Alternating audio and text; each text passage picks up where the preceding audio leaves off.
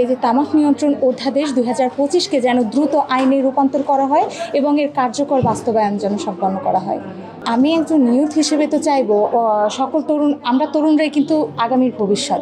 তো আগামীর ভবিষ্যৎ যদি নিরাপদ না হয়, দেশ কি নিরাপদ থাকবে? অবশ্যই না। দেশ নিরাপদ থাকতে হলে আমাদের তরুণদেরকে নিরাপদ থাকতে হবে। আর ইদানিং তরুণরা খুব ইজিলি, খুব সহজভাবে তামাকজাত পণ্যে আসক্ত হয়ে পড়ছে। তো এই জন্য আমরা চাচ্ছি এই আইনটা যেন দ্রুত বাস্তবায়িত হয়। আমাদের তার কাছে প্রত্যাশা যে তিনি করবেন, দ্রুত আইনে রূপান্তর করবেন এবং সেই লক্ষ্যে আমরা কাজ করছি।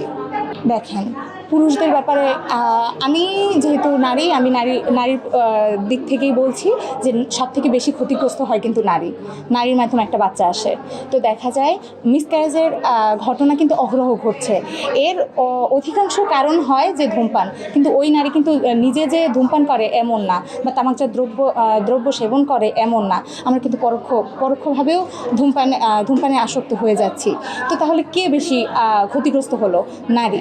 তো সেই জন্য নারীকে বাঁচাতে, নারী পুরুষ সবাইকে বাঁচাতেই আমাদেরকে এই তামাক নিয়ন্ত্রণ আইন 2025 অধ্যাদেশকে আইনে রূপান্তর করা উচিত। এটাকে অবশ্যই আমি ভালোভাবে দেখছি না, কিন্তু আমরা কাজ করে যাচ্ছি যেন নারীরাও বুঝতে পারে, তাদেরকে আমরা বোঝানোর ট্রাই করছি। কিন্তু এখন এই মুহূর্তে আমরা ইউথদের নিয়ে কাজ করছি, সামনে হয়তো বা তাদেরকে সরাসরিভাবে এর ক্ষতিকারক দিকগুলো আমরা বোঝানোর চেষ্টা করব।